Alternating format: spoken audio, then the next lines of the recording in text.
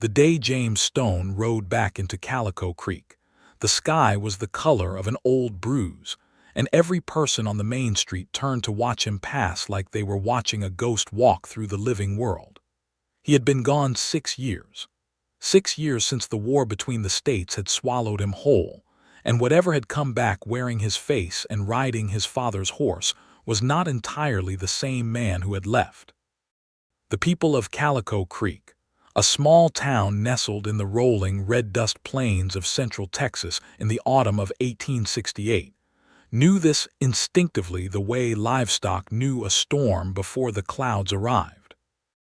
They watched him with their hats pulled low and their eyes averted, not out of disrespect, but out of a kind of reverence for a man who carried something heavy and invisible on his shoulders.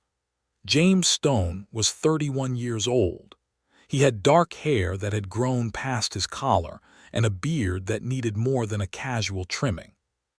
His eyes were the gray of cold ash, and there was a stillness in them that had not been there before the war, the kind of stillness that comes not from peace, but from exhaustion so profound it has transformed itself into something resembling patience.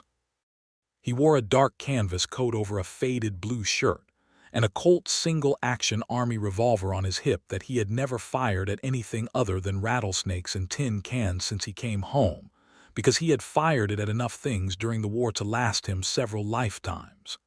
He stopped at the end of the main street, in front of the small homestead that had belonged to his father and before that to his grandfather. It was still standing, which was more than he had hoped for. The roof needed patching. The fence around the front yard had lost 2 posts to weather or neglect. The garden his mother had kept was overgrown with prairie grass and a cheerful riot of unplanned wildflowers that seemed to have taken over with great enthusiasm in the absence of anyone to tell them otherwise. His father had died in 1866, 2 years after James had gone to war. A letter from his father's neighbor, a man named Garrett Hobbs, had reached him somewhere in Georgia, wrinkled and brown at the edges from traveling so far. James had read it standing in the rain next to a burned-out farmhouse and had not cried, because by then he had already learned not to, and he was not sure he remembered how. He dismounted slowly, his joints aching with the particular complaint of a man who had spent too many days in the saddle, and he led his horse, a sturdy bay mare he called Pepper, around to the small stable at the back of the property. The stable still had good walls and a sound roof. He unsaddled Pepper, gave her water from the hand pump at the back of the lot, and rubbed her down with a dry cloth he found hanging on a nail. He did these things methodically, without hurry, the way a man does when routine is the only thing keeping the larger chaos at bay. That evening he sat on the porch steps in the blue dark and listened to the coyotes calling from somewhere out beyond the fence line, and he did not pray. He had not prayed since the war. He had tried once in the spring of 1864, kneeling in the mud next to a boy from Alabama who was dying and asking him to pray with him. James had opened his mouth and nothing had come out, not words, not even breath for a moment.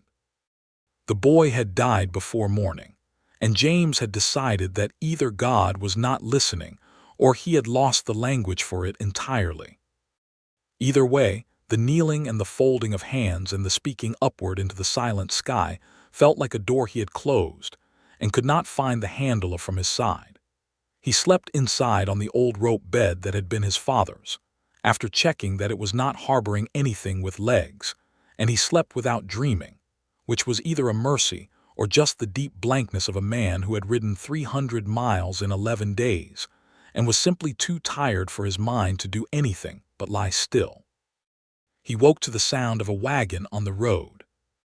It was full morning by then, the light coming gold and clean through the window he had left unshuttered, and the sound of the wagon was not unusual for the main road, but it stopped. He heard it clearly. The creak and roll and the clatter of hooves went from movement to stillness right outside his property, and then he heard something else. A woman's voice, speaking firmly and with authority to the horse, and then the sound of the gate hinge, which he had forgotten to fix, making its particular complaint. James was on his feet before he had entirely thought about it, pulling on his coat and moving to the front window. Outside, a woman was coming up his front path with a basket over her arm and a look on her face that suggested she had come with a specific purpose and intended to accomplish it. She was perhaps 26 or 27 years old, with dark brown hair pulled back under a plain bonnet that framed a face that was striking in its warmth and directness. She was wearing a practical brown dress with a white collar, and her boots were good quality but well worn in the way of someone who worked hard and did not have the luxury of preserving things. She walked with the kind of confidence that does not announce itself, that is simply present in the way a person moves through space, and she knocked on his door with 3 clean knocks before James had quite finished registering that she was real. He opened the door.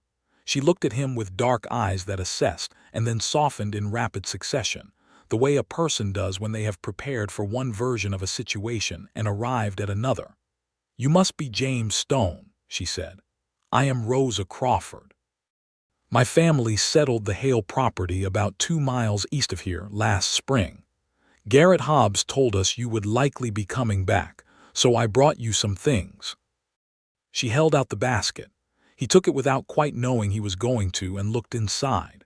There was a cloth-wrapped loaf of bread, a crock of what smelled like honey, a jar of preserved peaches, and a small bundle of dried herbs tied with string. "That is very kind," James said, and his voice came out rougher than he intended, because he had not spoken to a person in 4 days of riding and had barely spoken to himself for longer than that. "It is just neighborly," Rosa said, without false modesty. "The house looks like it needs some work. Garrett said your father kept it up well before he took ill.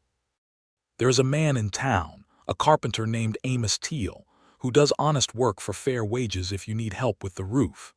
"Thank you," James said. He was still holding the basket. He was aware that he was standing in his doorway looking at her with his coat half-buttoned and his hair uncombed and probably giving a very poor account of himself. "You do not have to stand there like a man receiving bad news," Rosa said, and there was a gentleness in her tone that took the edge off the directness. "I am not here to trouble you. I only wanted to introduce myself and make sure you had something to eat. I know what it is to arrive somewhere and find the cupboards empty." "Please come in," James said, stepping back.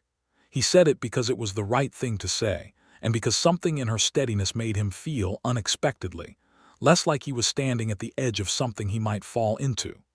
She came inside and looked around the front room with practical eyes, noting the dust on the windowsill, the cold fireplace, the bare table, and the general air of a place that had been closed up for years and not yet persuaded back into being a home.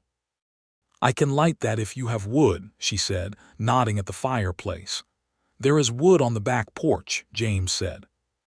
He set the basket on the table and began unloading it, and she went to the back porch and came back with an armful of split pine logs that she stacked with the ease of someone entirely familiar with the task.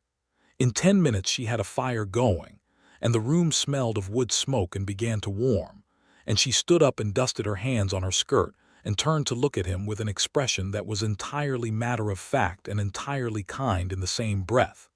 "Do you have coffee?" she asked. "I do," James said. "I bought some in Abilene before I rode south."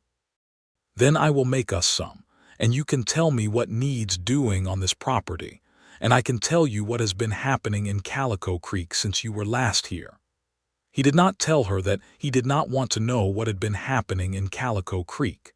He did not tell her that small talk felt like trying to put on a coat that no longer fit. He simply showed her where his supplies were, and she made coffee in his father's old tin pot with the ease of someone who has made coffee in dozens of different kitchens, and they sat down at the table and she talked, and he listened, and it was easier than he would have predicted. Rosa Crawford, he learned over the course of that first conversation, had come to Texas from Missouri with her father, Thomas Crawford, and her younger brother, Samuel, who was 20 years old and apparently full of energy and opinions about horses. Her mother had died of fever when Rosa was 16, and she had been managing the household since then.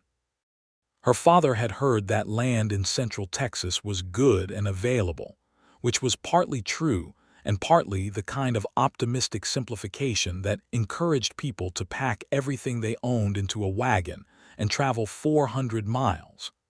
Thomas Crawford was a stubborn, good-natured man who was making it work through sheer persistence. Samuel was learning to be a good hand, and Rosa was the one who kept track of everything, who did the canning and the baking and the accounting and the quiet daily labor that does not get remarked upon, because it is always done before anyone notices it needs doing. She told him about the town, about the new doctor, a young man from Philadelphia named Elias Webb who had arrived in the spring, and who everyone agreed was competent but slightly overwhelmed by the scale of prairie medicine. About the dry goods store that had changed hands and was now run by a man named Orville Potts who gave honest measure.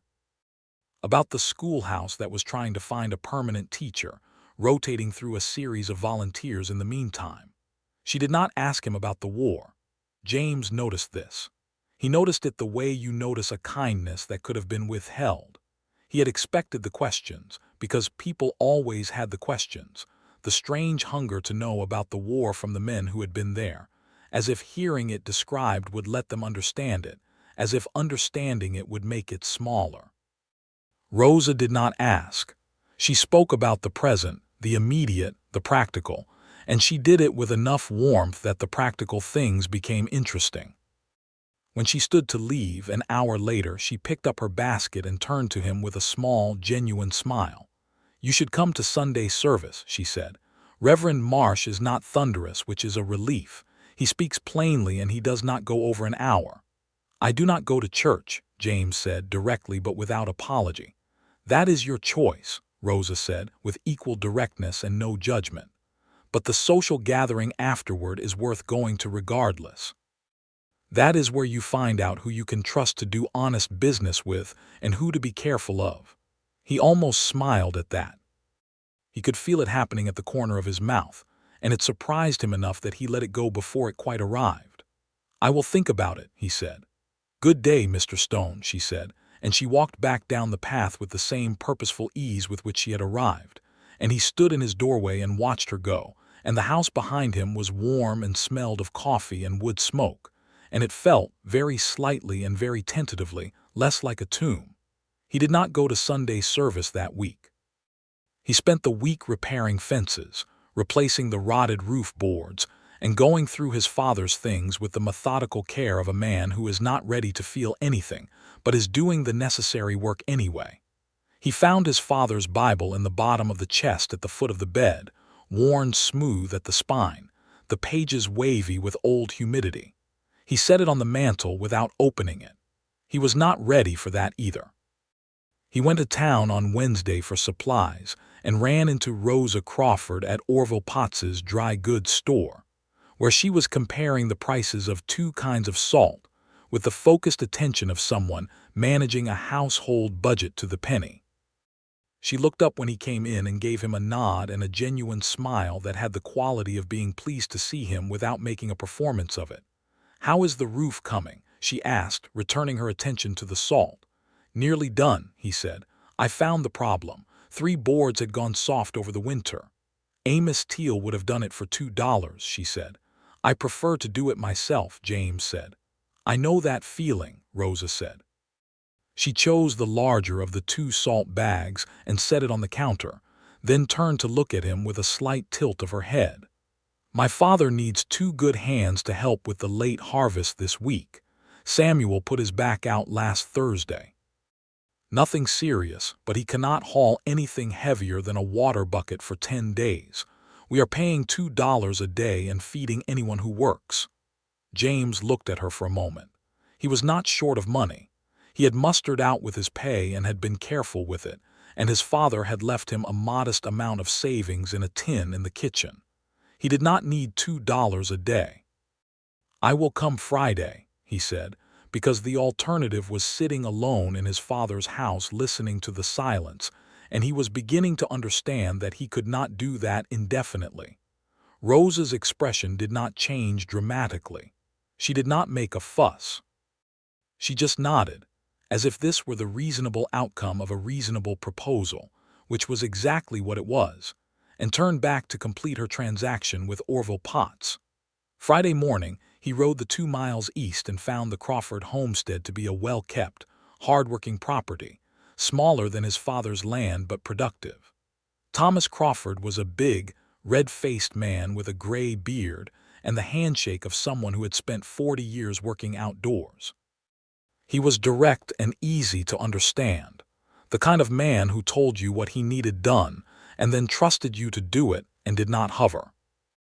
They worked the day loading the harvest into the barn, and James worked steadily and without complaint, and Thomas worked beside him and talked about the land and the weather and cattle prices, and none of it required James to be anything other than present and useful, which was exactly what he could manage. At midday, Rosa came out to the field with a basket, the same basket she had brought to his house, and called them in to eat. They sat at the long table in the Crawford kitchen, Thomas and James and the 2 hired men Thomas had brought in from town, and Rosa set out the food and then she sat down, and she bowed her head and she said grace. James did not bow his head. He never did. He sat with his eyes open and his hands flat on the table, because that had been his habit for 4 years, and he heard her voice saying the familiar words, and something happened to him that he had not anticipated and could not have described with precision. It was not a sudden religious conversion. It was not even a spiritual experience in any way he could have named. It was something quieter and more disorienting than that. It was the sound of her voice speaking those words with complete sincerity, without performance, without self-consciousness, as if she were simply having a private conversation that she was including them in out of courtesy. And the combination of the warm kitchen and the smell of food and her voice doing that simple, ancient, earnest thing struck him in some unguarded place behind his sternum and left him unable to speak for a very long time. He ate the meal she had prepared without saying a word. Thomas and the hired men talked around him, and Rosa ate her own food and occasionally joined the conversation. And nobody noticed that James Stone had gone completely still and quiet in a way that was different from his ordinary quiet, because his ordinary quiet was already substantial enough that the additional depth of it passed unremarked. He rode home that evening with the light going long and gold across the prairie, and he sat on his porch in the cooling air, and he thought about her voice saying those words, and he did not know what to do with what he was feeling, because it was not something he had a name for. It was not simply attraction, though he was honest enough with himself to acknowledge that Rosa Crawford was a woman a man would notice in any room. It was something more specific and more unsettling than that. It was the feeling of something long closed being touched, like pressing a finger against a door that has been sealed shut for years and feeling, to your surprise, that it moves. He went back the next day, Saturday, to finish the last of the harvest work. He worked the same way as before, methodically and without unnecessary talk, and Rosa brought food out at midday again. And again she said grace, and again he could not speak for a good while after, and this time he was watching her face when she did it, and the expression on her face during those few simple words was so entirely genuine and unaffected that it made his chest ache in a way that had nothing to do with sadness and everything to do with something he had thought he had lost. After the work was done and Thomas had paid him and given him a firm handshake, Rosa walked him out to where Pepper was tied at the fence post. The afternoon was cooling into evening and the sky was turning those particular colors of a Texas autumn sunset that make the land look briefly like it was designed to be beautiful. "You do not say grace," she said, not accusingly, just as an observation stated with the care of someone who has noticed something and is deciding whether to say it. "No," James said. "You used to," she said. He was quiet for a moment. "Yes," he said, "a long time ago." She did not push. She looked out at the sunset with an expression that was thoughtful and patient, and then she looked back at him with those direct, warm eyes. "It is all right," she said simply. "I will say it for both of us if you do not mind." He looked at her for a long moment, Something in his chest shifted, quietly and irrevocably, like a stone being moved aside. "I do not mind," he said. He rode home slowly, and the prairie was enormous and quiet around him, and for the first time since he had returned to Texas, it did not feel threatening. It felt like space, like room. The following week he fixed her father's fence where the post had gone soft at the base, because he rode past it going to town and noticed it, and it was a thing he could do, so he did it. He was working on it when Rosa came out to see what was happening, and she stood with her hands on her hips and looked at the repair job and then at him. "You did not have to do that," she said. "I know," he said. She went inside and came back with 2 tin mugs of coffee and handed him one without comment, and they stood at the fence in the cool morning air and drank it together, and he thought that it was one of the better mornings he had had in a long time. "May I ask you something?" Rosa said. "You may," James said. "Do you find it difficult to be back in Calico Creek?" He was quiet for a moment, considering the question with the seriousness it deserved. "Yes," he said. "Everything here is the same and I am not. It is like wearing a coat that used to fit." She nodded slowly. "My mother died when I was 16, she said. "I came home from school and the house was the same and nothing was the same. I understand that feeling of things not quite matching." "I am sorry about your mother," James said. "Thank you," Rosa said. "She was a good woman. She would have liked Texas, I think. She liked big skies." She looked up. The sky above the prairie was indeed enormous, pale blue at the zenith and hazy gold near the horizon. "I talk to her sometimes," she said. "Not as prayer exactly, just talking. I think that counts for something." James did not say anything, but he looked up at the sky with her, and for a moment they were just 2 people standing in the autumn morning, looking up. He began to find reasons to go to the Crawford homestead. He repaired the hinge on the barn door, which had been complaining since his first day working there. He helped Thomas dig a new drainage channel before the winter rains came. He spent 2 days splitting firewood, until there was enough stacked against the barn wall to last the coldest winter Texas was likely to deliver. Thomas paid him for some of it and tried to pay him for all of it, and James refused the excess with enough quiet firmness that Thomas let it go without making it awkward.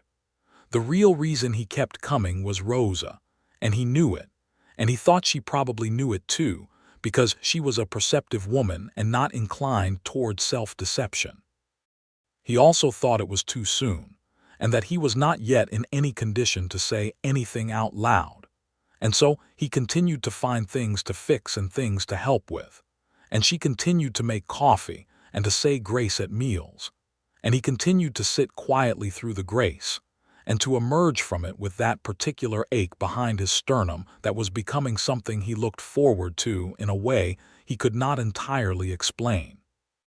One evening in late October, when the days had gotten shorter and the air had real teeth in it at dusk, Thomas Crawford came to find James where he was stacking the last of the split wood and cleared his throat in the deliberate way of a man who has something to say and has been working up to it. "I appreciate everything you have done here," Thomas said. "You are a good worker and a good man, and I want you to know I see that." "Thank you," James said. Thomas scratched the back of his neck and looked at the barn wall and then back at James. "I am also not a blind man," he said, "and Rosa is not a girl who does not know her own mind. She is 27 years old and she has managed this household for 11 years and she has more sense than most people twice her age." He paused. "I am not asking you anything or telling you anything. I am just mentioning that she has sense and that I trust her judgment." James looked at him steadily. "That is good to know," he said.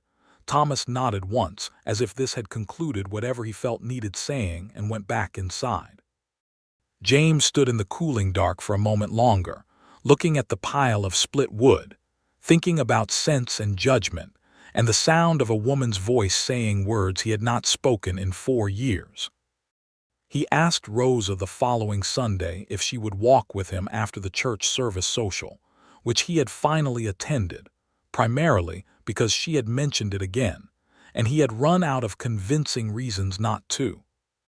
He had stood at the edge of the social gathering in the churchyard afterward, not talking to anyone, feeling like a man at a party in a foreign country who has been given the wrong phrase book. And Rosa had appeared at his elbow with a cup of lemonade and pointed out quietly which people were worth knowing and which were best handled with caution. It was the most useful 15 minutes he had spent in Calico Creek so far. She accepted the invitation to walk with a simple yes that did not make a ceremony of itself, and they walked the perimeter of the town in the cool Sunday afternoon, talking about various things and then talking about more particular things. And at some point, the conversation became the kind of conversation that is partly about what is being said and partly about the fact of the saying, the fact of two people choosing to be honest with each other. "I have been thinking about what you said," James said, "about talking to your mother, not as prayer exactly, just talking." "Yes," Rosa said. "I have not been able to do anything like that since the war," he said. "I cannot explain it well. It is like the channel is blocked, not the belief exactly, more the capacity to speak in that direction." Rosa walked beside him in silence for a moment. The prairie beyond the town edge was golden and enormous in the afternoon light. "What happened to you?" she said gently. "During the war." He was quiet for a long time. She did not fill the silence. She walked beside him and let the silence be there without rushing to replace it, which was a quality he had noticed in her before and which he valued more than he could easily say. "I was at Gettysburg," he said finally, "and at several other places before and after that are less famous but no less terrible. I saw things that I would not describe to you because they do not belong in a Sunday afternoon conversation. I lost men I cared about. I survived things that I was not certain I deserved to survive, and the question of why I survived and they did not is one I have not been able to answer to any satisfaction." He paused. The light on the grass was very beautiful. He found this incongruous in a way that was actually comforting. "I think I am angry," he said. "Not at God specifically.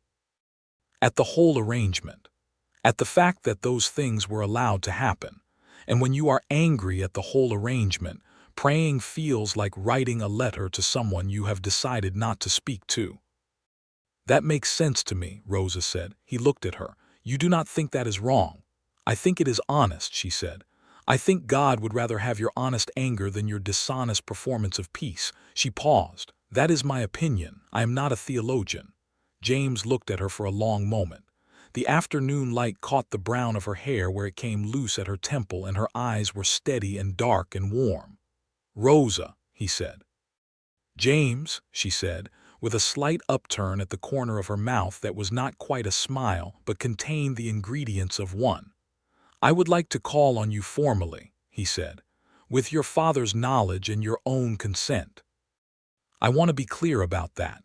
I think you are a remarkable person and I would like to spend more time in your company." Rosa looked at him with those steady eyes for a long enough moment that he became aware of his heartbeat. "I think you are a remarkable person too," she said. "And yes, you may call on me formally." He let out a slow breath. "Good," he said. "Good," she agreed, and they walked back toward town with the late afternoon light behind them. Thomas Crawford received the news of James's formal intentions with the expression of a man who is not remotely surprised, but is gratified to have his assessment confirmed. He shook James's hand and said he was welcome in his home, which he had been for weeks, and that was all that was needed. The courtship, if it could be called that in the formal sense, proceeded with the practical honesty that characterized everything about both James Stone and Rosa Crawford. He came to the house on Tuesdays and Thursdays and Sunday afternoons. He helped where help was needed, and he sat on the porch with Rosa in the evenings, and they talked about everything: the war and her mother in Texas and Missouri, and the future and the land. And the conversations grew longer, and the silences between them grew more comfortable. The silences of people who are at ease with each other rather than the silences of people who do not have anything to say. He had his first dinner at their table in November, a proper sit-down dinner for which Rosa had made a pot roast that was frankly extraordinary, and Samuel was there. Samuel, who turned out to be a cheerful and opinionated young man with a great deal of affection for his sister and a healthy competitive streak around the card table, and Thomas was there, and they all sat down together, and Rosa bowed her head and said grace. James sat across the table from her. He could see her face. He saw the same thing he always saw, the complete sincerity of it, the private quality of it, the way she spoke those words as if they were real and meant and directed. And for the first time since Gettysburg, standing in the mud in the rain with the dying boy from Alabama who had asked him to pray and finding that he could not, he felt the anger in him shift. Not dissolve, not disappear, but shift.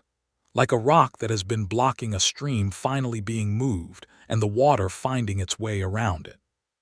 He did not say grace, he was not there yet, but he bowed his head. Rosa looked up when she finished and found him like that, head bowed, eyes down, and she did not say anything about it, but her expression had a quality to it that he would remember for a long time, a quality of something recognized and welcomed. Samuel, who noticed nothing of this because he was already reaching for the bread, said, "James, what do you think about the price of cattle in Abilene right now, because I have some strong opinions?" And James raised his head and answered the question about cattle, and the meal proceeded with the warmth and noise of a household that is genuinely fond of itself. And he ate the best pot roast he had had since before the war, and he thought about bowing his head, and he thought that perhaps the channel was not as fully blocked as he had believed. He kissed her for the first time in December, on the porch of her family's house, on a cold evening when the stars were very bright and very close in the way they are in Texas in winter, when the air has been scrubbed clean, and the sky has gone so dark it seems three-dimensional. He had walked her out after dinner to see the stars, which was a reason they both understood to be a reason, and they stood at the porch rail looking up, and then they looked at each other, and the thing that had been building since the day she arrived at his door with a basket and a direct manner and a willingness to light his fireplace reached its natural conclusion. He kissed her slowly and carefully, the way a man kisses a woman he intends to keep kissing for the rest of his life, and she kissed him back with a directness that was entirely characteristic of her, and which made the cold December night feel considerably warmer. They stood on the porch after, not saying anything for a while, because there are moments when language is simply inadequate to the occasion, and the stars were there and the night was quiet and the prairie was enormous around them, and none of that felt threatening or empty. It felt like room. It felt like possibility. "James," she said finally. "Rosa," he said. "I'm very glad you came back to Calico Creek," she said. "So am I," he said. "I was not for a while, but I am now." He asked her to marry him in January of 1869, on a crisp, bright Sunday morning after church, which was now a thing he attended regularly, less for the religious observance than for the social gathering afterward, and the particular pleasure of standing next to Rosa Crawford in the churchyard with a cup of terrible coffee, and listening to her give him quiet, accurate assessments of the people around them. He had proposed to do it on the porch, or somewhere properly scenic, but in the end it happened at the fence by her family's property as he was leaving on a Sunday afternoon, because the moment presented itself, and he was not a man who made himself wait for the scenery to be right when the essential thing was already in front of him. He stopped at the fence and turned back to her and said, "Rosa, I want to ask you to marry me. I am not a man with a great deal of poetry in him, and I will not pretend to be one. I have my father's property and enough to keep it running and my own 2 hands and the intention to build something good here. I am not an easy man. I know that. I have sharp edges and long silences and things I am still working through, but I intend to work through them, and I want to do it with you beside me if you will have me." Rosa looked at him over the fence with her steady, warm, perceptive eyes, and the winter light was pale and clean on her face, and she said, "Yes, James, I will have you, every difficult, sharp-edged, long, silent part of you." He reached over the fence and took her hand, which was wearing a worn leather-work glove, and held it, and that was the engagement, and it was entirely theirs. They were married in March of 1869 in the Calico Creek church, on a day when the first wildflowers of spring were already making their appearance in the prairie grass. Reverend Marsh performed the service plainly and without going over the hour, as advertised. Thomas Crawford walked Rosa down the aisle with an expression of profound satisfaction and only slightly misty eyes. Samuel served as a witness and shook James's hand so hard afterward that James's fingers were briefly numb. Garrett Hobbs, the neighbor who had written James the letter about his father's death and who had kept an eye on the property in the years since, was there with his wife and said it was the best thing he had seen in years and meant it. Rosa wore a dress she had made herself from fabric Thomas had ordered specially from San Antonio, a deep blue that made her brown eyes look even darker and warmer, and she carried a small bunch of the first spring wildflowers, because there was nothing else that would have been more appropriate. James wore his best coat and a new shirt he had bought from Orville Potts, and had shaved and trimmed his hair, and stood at the altar looking at her walking toward him with a feeling in his chest that was so large and uncomplicated and present that it briefly made him dizzy. They said their vows with the simple directness that was the nature of both of them. They meant every word. The air in the church was warm and dusty and smelled of spring and candle wax, and when Reverend Marsh pronounced them married and James kissed his wife for the first time as his wife, there was a round of applause from the assembled townspeople of Calico Creek that rattled the windows. Rosa laughed. The sound of it went directly to the place behind his sternum where the ache had been for so long, and it settled there, and it felt like something being healed. They moved into James's property together, which Rosa immediately set about making into a home with the same methodical and warm competence she brought to every undertaking. She had opinions about furniture arrangement. She had firm ideas about where the kitchen garden should be expanded. She rehung the curtains his mother had made, which had been folded in a chest for 6 years, and the light through them in the morning gave the front room a quality that made James stop in the doorway sometimes and just look. She brought his mother's Bible down from the mantel where he had placed it without opening it and set it on the table beside the bed, still closed, but there. He did not ask her to do that. She simply knew it was the right place for it, and she was right. In their home, she said grace every evening at dinner, and every evening he bowed his head, and the words she said were simple and honest and entirely hers, and something about hearing them in his own house, at his own table from the woman he had married, was a different thing than hearing them at her father's table. It was closer. It was more immediate. It reached somewhere deeper. One evening in May, they had been married about 2 months. He was sitting at the table after dinner while Rosa washed the dishes, and she was humming something quietly, and the evening light was coming through the windows his mother had curtained, and the Bible was on the table beside the bed in the other room, and he looked at his hands on the table and thought about the boy from Alabama, and he said, very quietly to the room or to whatever was listening, "I am still angry, but I am grateful." Rosa had stopped humming. He had not known she heard him. But when she came to sit across from him a few minutes later with 2 cups of coffee, she set his in front of him and reached across the table and put her hand over his. "That is a prayer," she said. He looked at her. He thought about the channel that had been blocked for 4 years and the water finding its way around the stone. "I think it might be," he said. She squeezed his hand once and then released it and wrapped both hands around her coffee cup. And outside the prairie evening was deepening to blue, and the coyotes were calling, and the wildflowers that had taken over his mother's garden were just visible through the window, bright and cheerful, and entirely unbothered by the idea that no one had planted them there.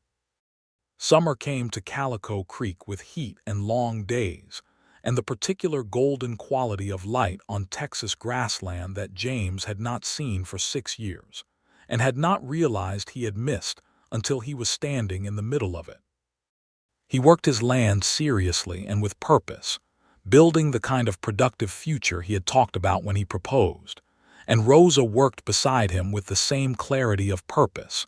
And they made a good team in the way that people make good teams when they understand each other's strengths and do not waste time trying to work around each other's differences.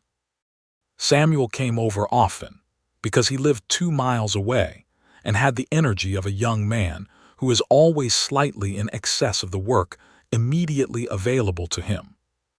He helped James with the fence extension in July and the well repair in August, and he and James developed the easy friendship of men who work well together and have the same humor about the absurdity of manual labor in extreme heat. Thomas came to Sunday dinner most weeks, and Rosa made the meals that James had already learned were among the finest things in his experience. And Thomas told long stories about Missouri, and James listened, and the table was full, and grace was said, and he bowed his head, and the anger in him was not gone, but it had found a proportion to itself that he could carry without being crushed. In the fall of 1869, Rosa told him she was expecting a child. He was in the stable brushing Pepper down, and she came to the stable door and stood in the light and told him, and he turned and looked at her and did not say anything for a moment because the feeling that came over him was too large and too sudden to be expressed without some preparation. Then he set down the brush and walked to her and put both hands on her face with a gentleness that surprised them both and said, "Are you well? Are you all right?" "I am perfectly well," she said. "I am also very pleased about this." "I am," he said, and his voice was rough again the way it had been the first morning she came to his door. "I am also very pleased." He held her for a long time in the stable doorway, and Pepper made a mild noise of inquiry about the interruption to her brushing, which made Rosa laugh, and the laugh went to the place behind his sternum where the ache had been, and was warm there now instead of painful. The months that followed had their challenges. Rosa's pregnancy was not easy in the second trimester, with nausea and fatigue that she bore with characteristic dignity and minimal complaint, but which James could see costing her effort, and he took on the parts of the household work she could not manage without comment, because it was the obvious thing to do, and he was not a man who needed to be asked twice for obvious things. Dr. Elias Webb, the young physician from Philadelphia who had not entirely adjusted to the scale of prairie medicine, attended Rosa through the winter and was competent and careful and only slightly overwhelmed, which James chose to take as reassurance. Thomas Crawford spent more time at their house than usual, with the transparent pretext of various farm-related conversations, but the actual purpose of keeping an eye on his daughter, which Rosa bore with amused patience. In the evenings, James read to Rosa from whatever books they had, which were not many but were varied, and they talked about names, and they talked about the kind of people they wanted to raise, and he found that having this specific, concrete, approaching future to think about was doing something for the parts of him that the war had made abstract and directionless. He had a reason now that was not just the general reason of survival. He had a particular future that he had chosen, and that was coming toward him with the unstoppable momentum of all things that are both inevitable and wanted. Their son was born in April of 1870, on a wet spring morning when the creek at the edge of town was running full, and the new grass was that particular shocking green of the Texas spring. It was a long night and a difficult morning, and Dr. Webb earned his wages thoroughly, and Thomas Crawford sat on the porch steps of their house for 5 hours refusing to go home, and Samuel fell asleep in the chair in the front room and was still there when it was over. Rosa, when it was done, was exhausted and brilliant, and held the baby with an expression on her face that was purely, uncomplicated love, the kind that requires no explanation and admits no ambiguity. James sat beside her on the bed and looked at his son, who was red-faced and outraged at the recent proceedings and making his opinion known clearly, and something happened to him that he had not been prepared for despite all the months of preparation. He looked at this new, specific, outraged, perfect person who had not existed before and would exist now forever, and he felt the last of the stone that had been blocking the channel move. Not push aside, not overcome. Move naturally, the way stones move when the water has been running long enough and is persistent enough and finds, eventually, the way through. He bent his head. Rosa, watching him, was still. He did not say the words out loud. He said them in the direction they needed to go.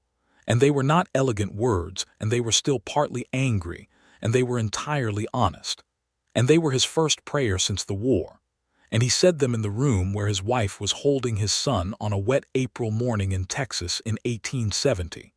And the creek was running outside, and the grass was outlandishly green, and the wildflowers his mother had not planted were certainly going to come back in the garden. And that was enough. That was more than enough. Rosa looked at him when he raised his head. Her eyes were bright with exhaustion and joy in equal measure. "What do you want to name him?" she asked. They had discussed names at length with the thoroughness they brought to everything. He had suggested Thomas for her father. She had suggested William for his father. They had agreed on Thomas William Stone, which covered both debts of affection at once. "Thomas William," James said. Rosa smiled, and it was the fullest smile he had seen on her face, which was a remarkable face for smiling, and she looked down at their son and said softly, "Thomas William Stone, you are very welcome here." Thomas Crawford, when he was brought in from the porch steps where he had been sitting in the wet dawn air for 5 hours, looked at his grandson and went visibly to pieces in a way that was very dignified and entirely understandable. Samuel, awoken by the commotion, was loud and joyful and had to be quieted because Rosa needed to rest. James walked out onto the back porch in the early morning while the others were with Rosa and the baby, and he stood in the rain that was tapering to a light mist, and the creek was audible from where he stood, running strong and full, and the hills beyond the town were green and gray in the morning light. He thought about the boy from Alabama. He thought about his friends from the war, the ones who had not come home. He thought about his father and his mother's garden and the Bible on the table beside the bed. He thought about a woman with a basket in a direct manner arriving at his door and lighting his fireplace, and the sound of her voice saying grace at a table that had been cold and dark and empty for a long time, and what that sound had done to the locked-up, blocked-off, long silent parts of him. He thought that the way back from the places the war had taken him was not the way he had imagined it would be, if he had imagined it at all. It was not dramatic. It was not sudden. It was a woman who did not ask about the war but asked about the roof. It was coffee and wood smoke. It was a fence post and 2 miles of prairie. It was grace said over a simple meal without performance or self-consciousness. It was a woman who said she would say it for both of them if he did not mind, and who kept that promise every day. He stood in the mist and let it settle on him, and then he went back inside to his wife and his son and his father-in-law, who was still slightly undone with happiness, and he put another log on the fire, because the morning was cool and the house needed to be warm. The years that followed were good years, full and real and imperfect in the ways that good years always are, with droughts and difficult winters and the daily hard work of a working homestead, and the particular exhaustion of raising a child and then 2 children. Because in 1872, Rosa told him she was expecting again, and Thomas William, who was 2 and entirely in charge of the household's emotional weather, received a brother named Daniel Crawford Stone in the spring of that year. And the house that James had come home to as a cold, empty, tomb-like space was full of noise and life, and the smell of bread and coffee, and the sound of children who were being raised by 2 people who loved each other with the durable, unshowy daily love of people who have seen each other at their worst and chosen each other anyway. James Stone prayed now, not the prayers of a man performing a tradition, but the prayers of a man who has found the channel again and uses it without ceremony, the way you use a well that is clean and deep and reliably there. He prayed in the morning sometimes, before the house was fully awake, standing on the back porch with his coffee, looking at the hills. He prayed without words sometimes, the way Rosa had described talking to her mother, just a presence directed toward something, an acknowledgement that the arrangement was larger than himself. He still had the ash-gray eyes and the long silences. He still had the sharp edges Rosa had promised to accept. He still carried the war in the way that men carry things that have become part of the structure rather than separate loads, present but integrated. But he was not the man who had ridden into Calico Creek in the autumn of 1868 looking like a ghost traveling through the living world. He was a man who lived in the living world. He was a man who had been found. In the summer of 1873, Thomas Crawford, who had been slowing through the winter with the kind of general fatigue that is not illness, but is age catching up with a body that has worked hard for many years, decided that the Hale property was more than he and Samuel could manage alone, and that he would like to be closer to his daughter and grandchildren.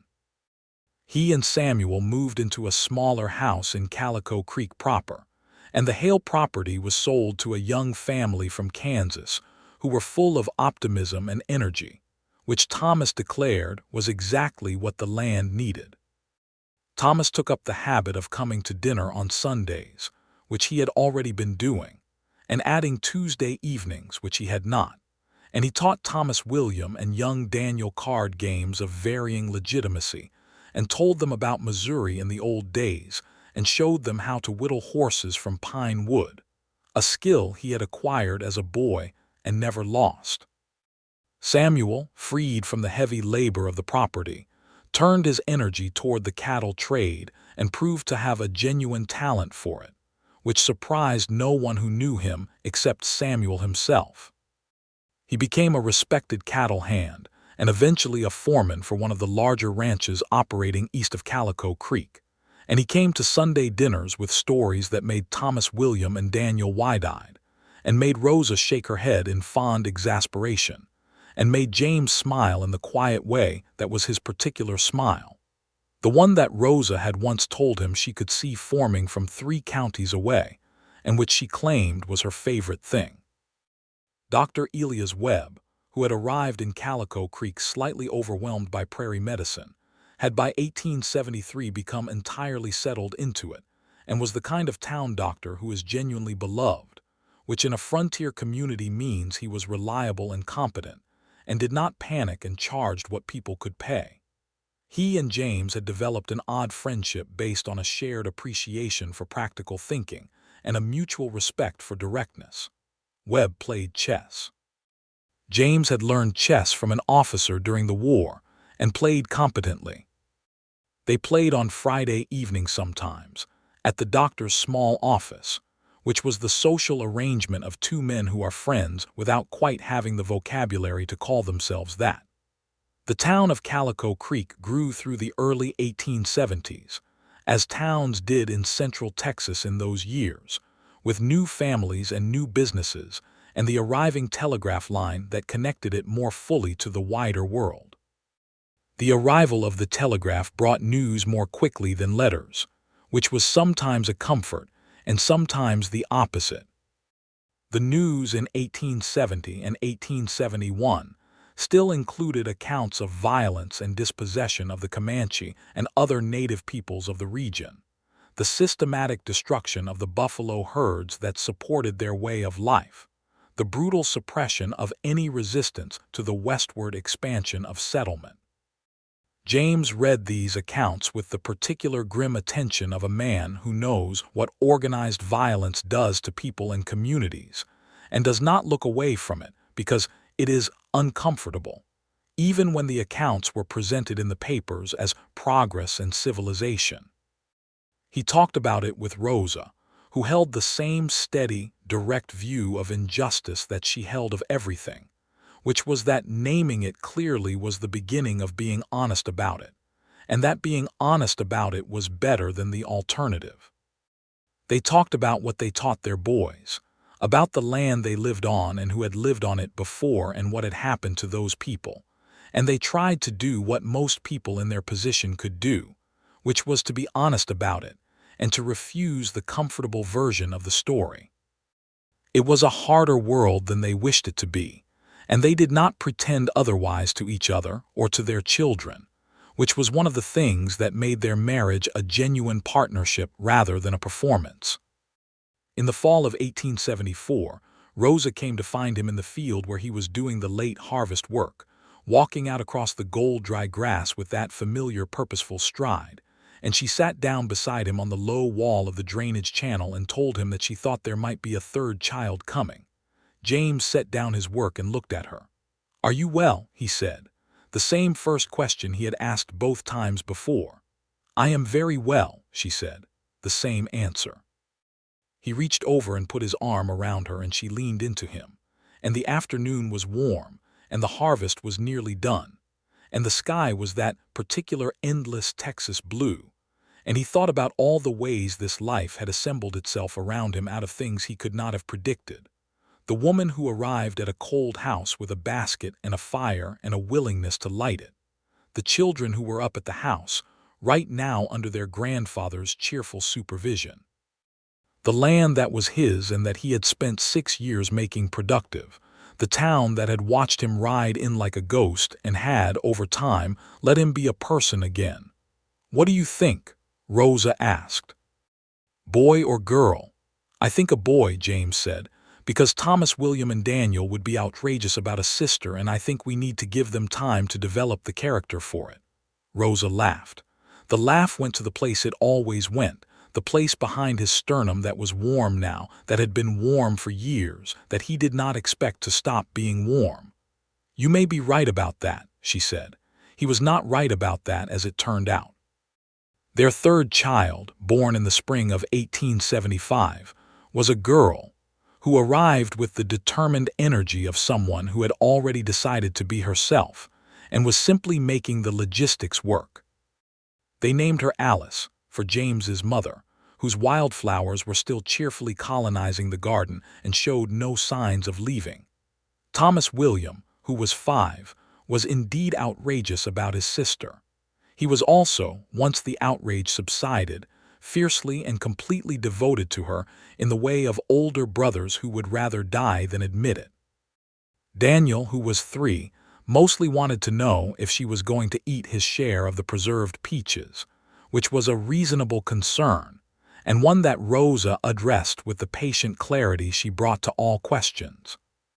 Thomas Crawford held his granddaughter with the expression of a man who has received a gift he did not know he needed, and when Rosa noticed his eyes were bright, he claimed it was the spring dust, and nobody argued with him because he had enough dignity to be allowed his small self-deceptions. James sat with Alice on his lap that evening, in the chair by the fire, while Rosa rested and Thomas, William, and Daniel were with their grandfather.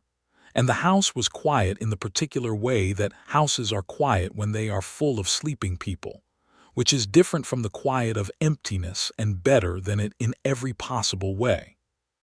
He looked at his daughter, who had gone to sleep with the absolute completeness of infants, and he thought about the night he had arrived back in Calico Creek with his aching joints and his cold gray ash eyes and his 6 years of carried weight.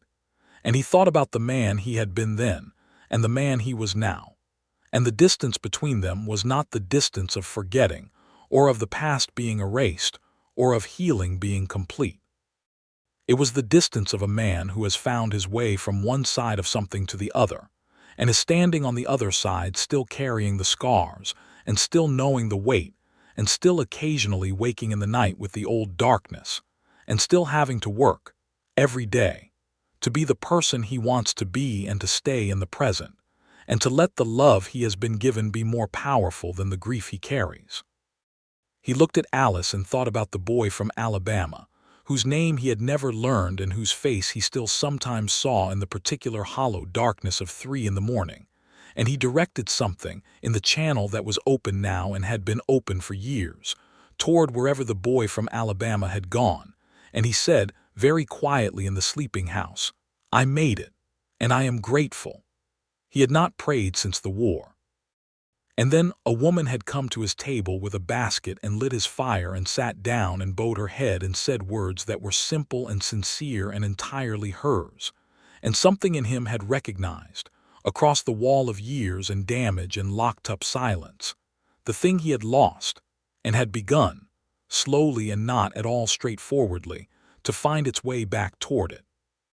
That was not the whole story, but it was the essential part of it, the seed from which everything else had grown, the small flame she had lit that had not gone out. Outside the house, the Texas spring was in full possession of itself. The wildflowers in his mother's garden were back. The creek was running. The sky, which he had once looked at as an empty and threatening space, was simply the sky, enormous and present and full of stars when the dark came. Rosa came in from the bedroom where she had been resting, moving quietly in her bare feet, and sat on the arm of his chair and looked down at Alice with that expression she had, the one he would never get tired of, and put her hand on his shoulder, and he covered her hand with his. "She is going to be exactly like you," James said. "She is going to be herself," Rosa said, "which will probably be more than either of us bargained for." "I do not mind that," James said. "I know," Rosa said. They sat like that in the quiet house while the fire burned down, his wife's hand on his shoulder and their daughter sleeping in his arms. And through the window the spring night was soft and immense, and the coyotes were calling from the far dark of the prairie where they had always called, and the sound of it was not mournful tonight. It was simply the sound of the place where they lived, this particular piece of the enormous world they had made their own, this house and this land and this life assembled from the unlikely materials of a man's long grief and a woman's particular warmth, and a basket of bread and honey, and the sound of grace said over a table that had been cold and dark and empty, and was neither of those things any more and would not be again. James Stone had not prayed since the war. And then he had, and the war did not go away, but it found its size, and the love he had been given found its own size, which was larger, and the years went on, and the table was full, and grace was said, and he bowed his head, and the wildflowers came back every spring whether anyone planted them or not, bright and cheerful and entirely unbothered, exactly as they should be.